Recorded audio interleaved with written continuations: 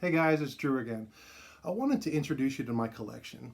Not a long video, not a show and tell, but just kind of what I collect and why.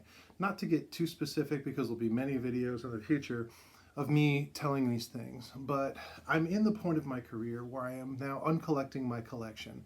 I went through the accumulation, I had as much stuff as I could find and all the things I really loved, but I got to a point where it really was like, there's so many things that I don't look at very much, or when I come up and look at my baseball stuff, there's specific cards or items that I always look at. And I realize that while there's different levels in value, there's different levels in sentiment too.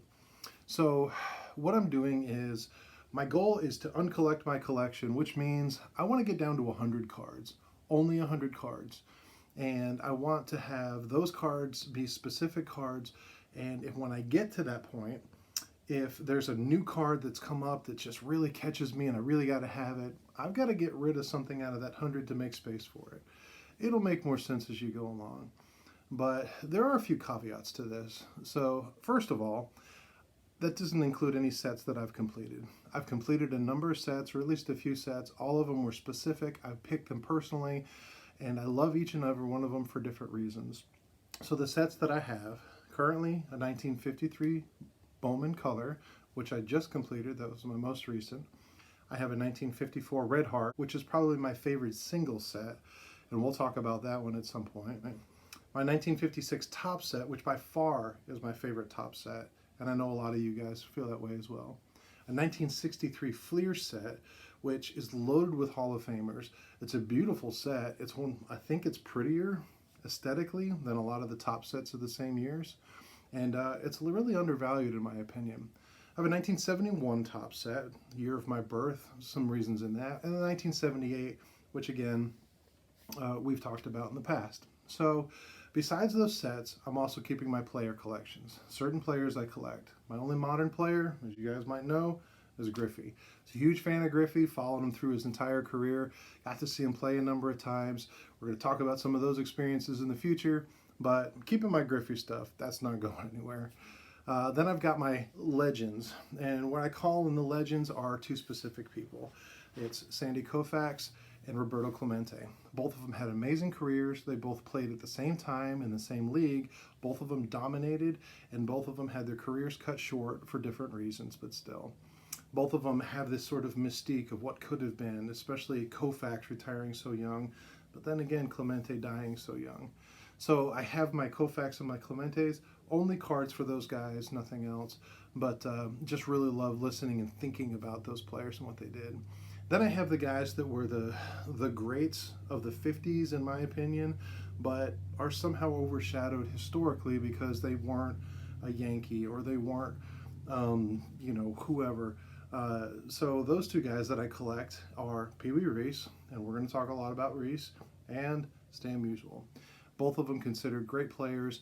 Musial is considered one of the top probably 5, at least 10 greatest hitters of all time. But he just sort of goes unnoticed, even though his name is on top of so many leaderboards, because he wasn't Mickey Mantle, he wasn't Willie Mays. But still, Stan Musial and Pee Wee Reese. And then finally, Carl Erskine, the Oysk, from the old Brooklyn Boys of Summer.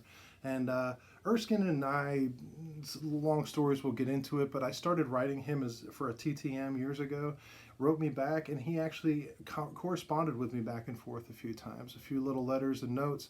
And as I looked into him and who he was and who he is, still alive at the point of this video being made, he and I started to become familiar with each other. And I really appreciate his character. I appreciate what he stands for, what he did, some of the adversity he went through, and a lot of stuff that's not even public, or at least not well known. So, and I've got a very special piece. It's a very unique piece that he helped me create, and we're going to talk about that in the future. So, outside of those guys, I'm uncollecting my collection.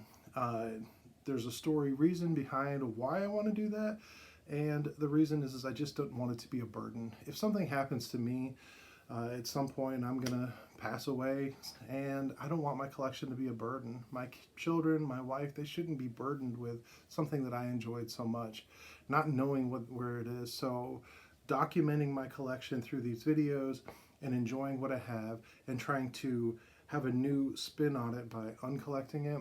That's kind of what I want to do. And at this point, that's kind of where I am.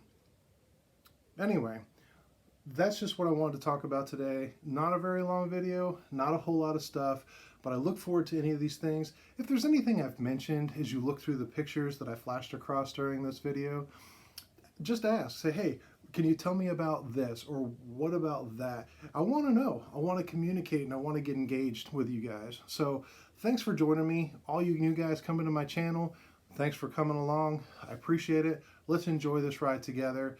And you guys, you be good.